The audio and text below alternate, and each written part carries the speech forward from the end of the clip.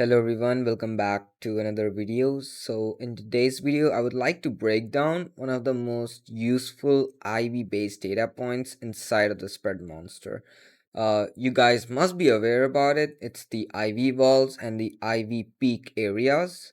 Most traders only look at price, but options market is often telling you where we are supposed to see reactions before price even gets there. So spread monster with the IV data does that for you. So in today's video, I would like to show you exactly what these levels mean, how they are derived, and how you can actually use them in trading, right? So first of all, in your fractals, you have to go to wave 1 daily, and further we're going to talk about the days to load and how is it important for deriving the IV data. So I'm going to first of all load the default 200 days to load right here. Now I'm going to open spread monster, right? And inside of this spread monster, if you want to look at the IV data, you need to open the density graph, right? And then you need to click on today's expiry. Now this will load the IV data on the density chart, right? I'm going to click on it right here. And here we have the IV data. Now, what it usually does is that these aren't like random support and resistance lines. Like these are all important lines generated from the IV data inside of the spread monster, right? Basically, it gives you sort of a future possibility of movement of price, like telling you that where we can see consolidation, where we can expect a sort of like a support before price even reaches there.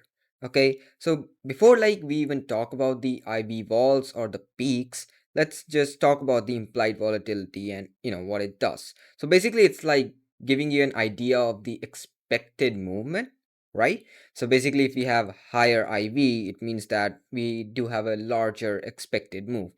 We have a lower IV, it means that we can expect consolidation or lighter movement inside of the market.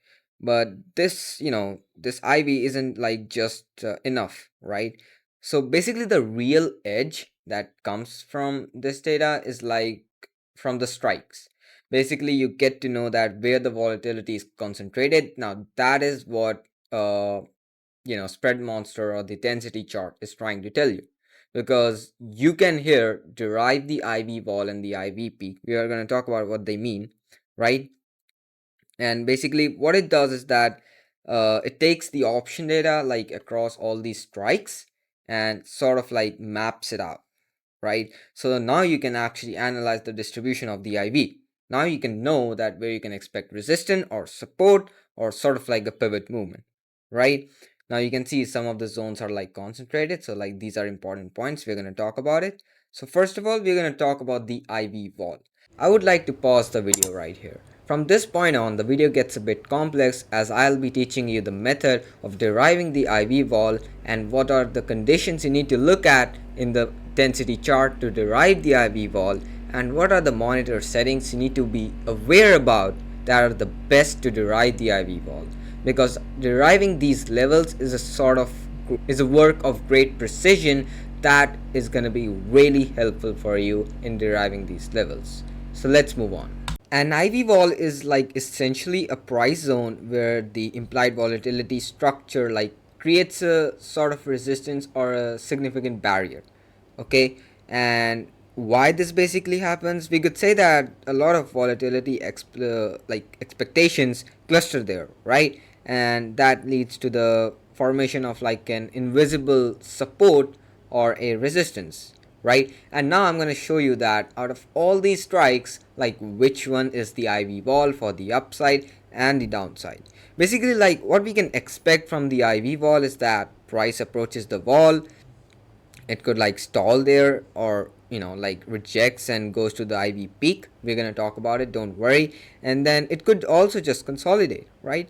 If the price is moving upward into the IV vol zone, it can act as a resistance, and if the price is going downward, the lower IV vol, basically the downside IV vol, could act as a support.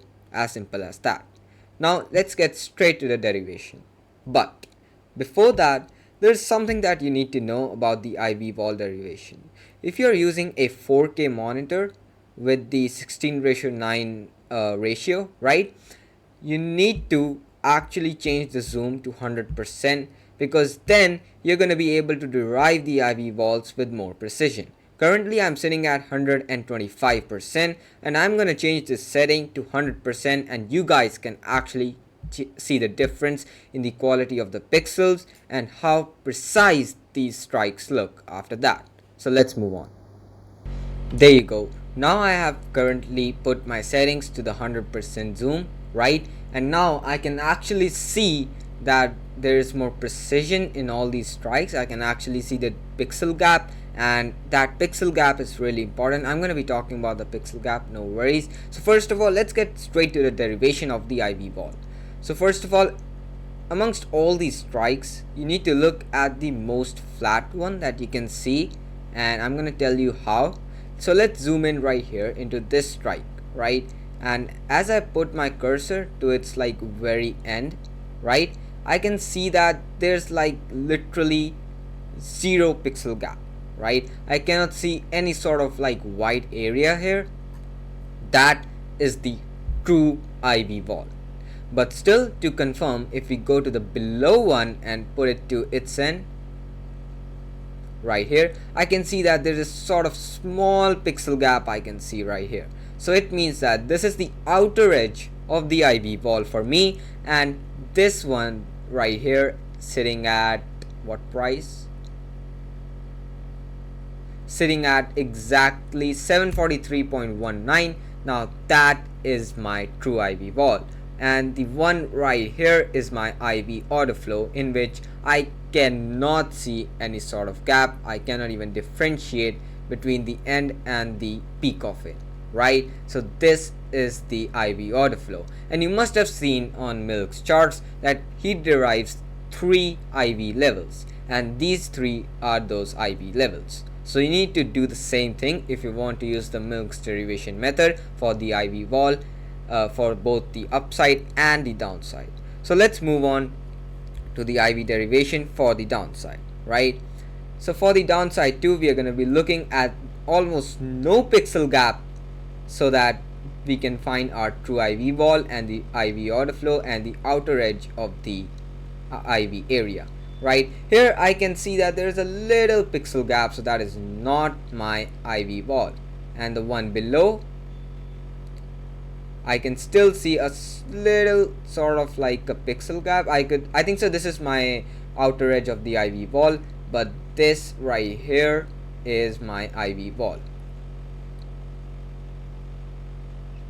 Yes, so this one is the IV vault, sitting at 728.80, right? And this is my IV order flow. So this is the outer edge of my whole IV area, and if we break this one right here, we'll see the outlier move to the upside, sorry, to the downside, right? So this was about the derivation of the IV vaults. So you just need to practice this a bit so that you can actually get used to the derivation, and I know you might have to see this video again for the derivation to understand that how we actually are supposed to derive these vaults, right?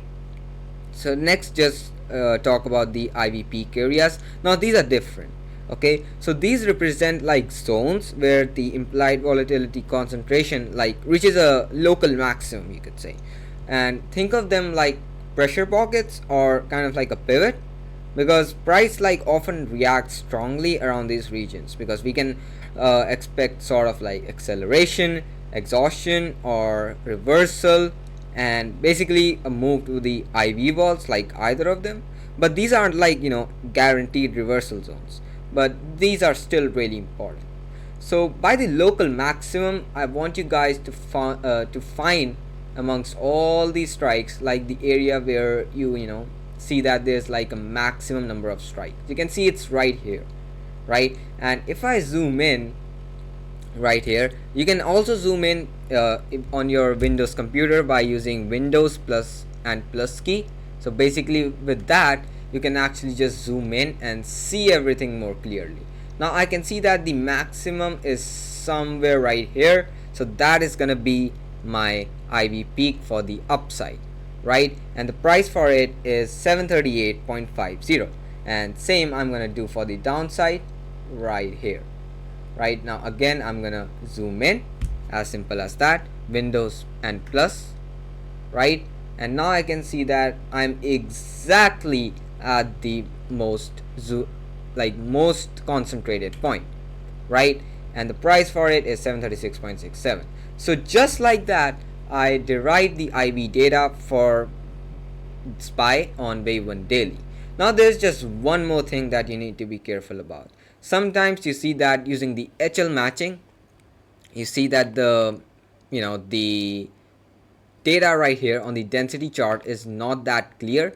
It is not really that helpful because there's not enough data.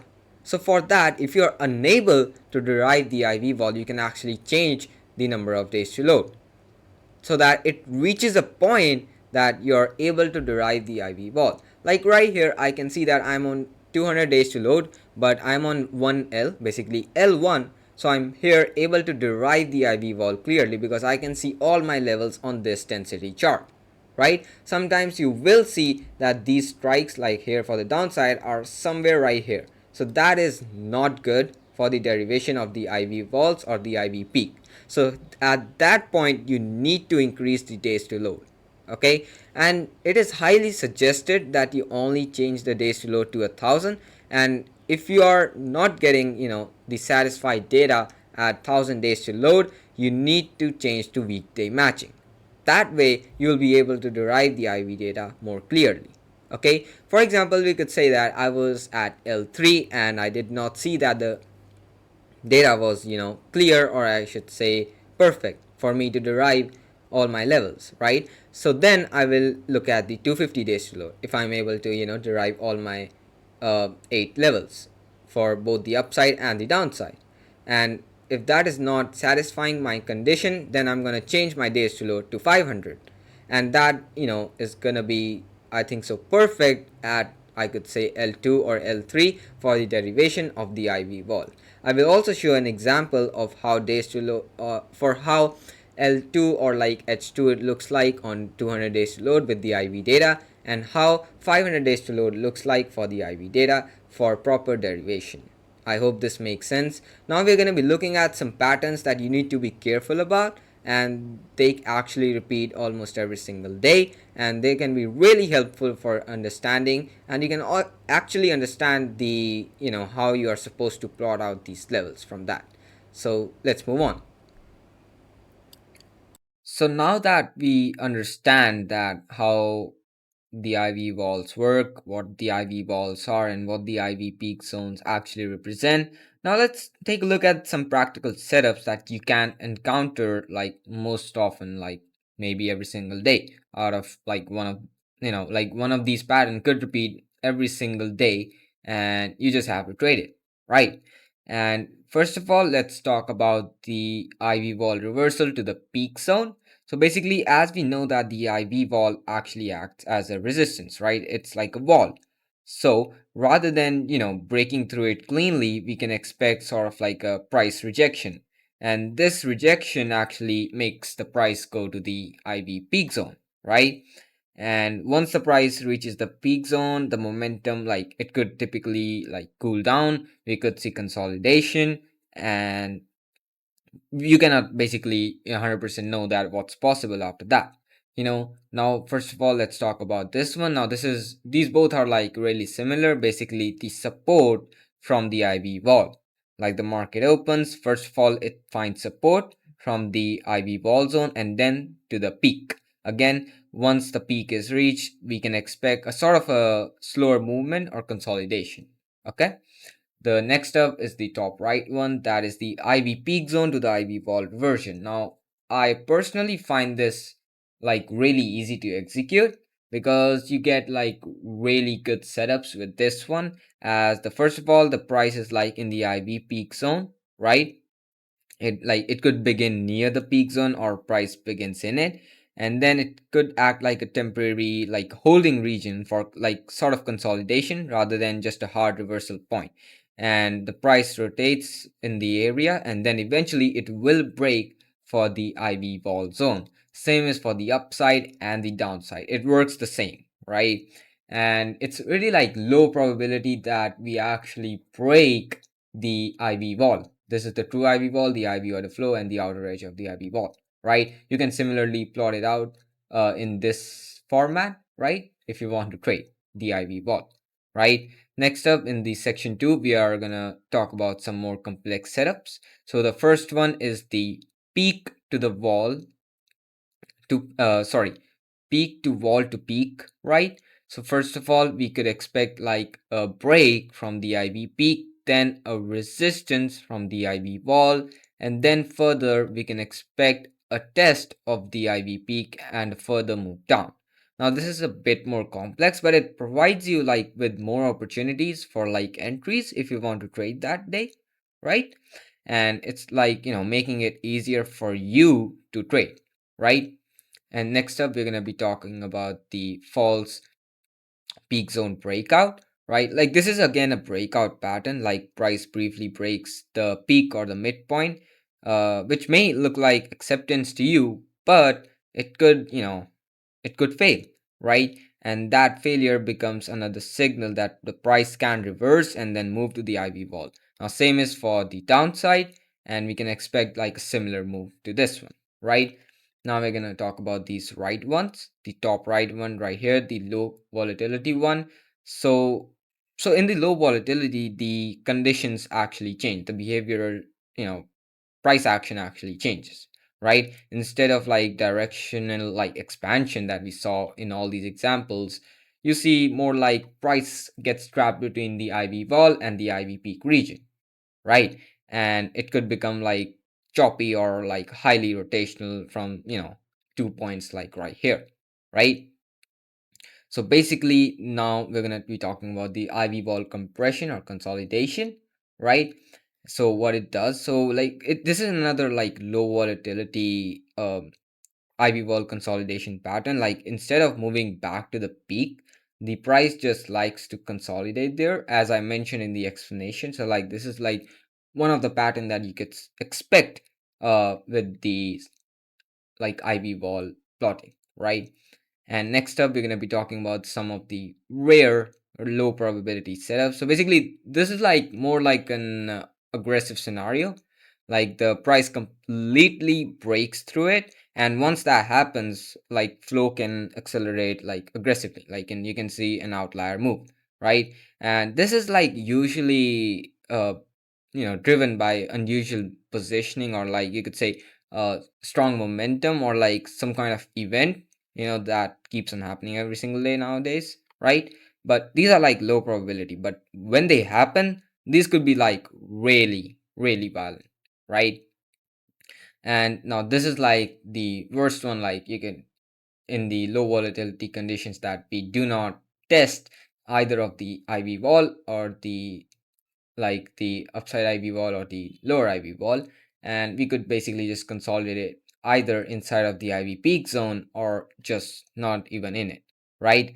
So the key takeaway here is that the IV vols and the peak zones are like just not static like support and resistance. Like basically it creates like a behavioral like I could say framework, right? And when you recognize that how actually price reacts to these levels, it becomes like much easier for you to execute, right? And basically you can use it for futures or even options. Now that's completely up to you, right?